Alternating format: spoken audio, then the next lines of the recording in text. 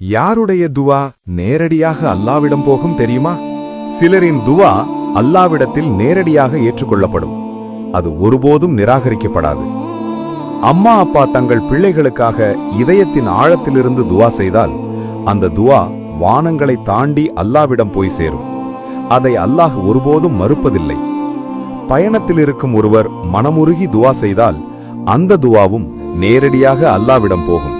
அதுவும் ஒருபோதும் நிராகரிக்கப்படாது. அநியாயம் செய்யப்பட்ட மதிலும் இதய வேதனையோடு துவா செய்தால் அவருக்கும் அல்லாவுக்கும் இடையில் ஒரு திரையும் இருக்காது. அந்த துவா ஒருபோதும் தடுக்கப்படுவதில்லை.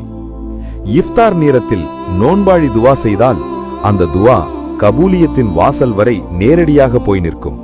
அதுவும் நிராகரிக்கப்படாது. நியாயம் செய்யும் இன்சாஃப் கொண்ட ஆட்சியாளர் துவா செய்தால் அல்லாஹ் அதை விரைவாக கபூல் செய்கிறான்.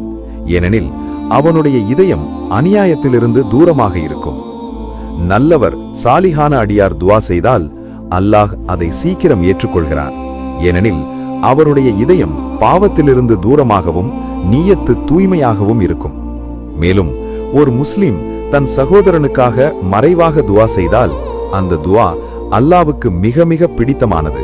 அதனால் அந்த துவா விரைவாக கபூல் செய்யப்படுகிறது.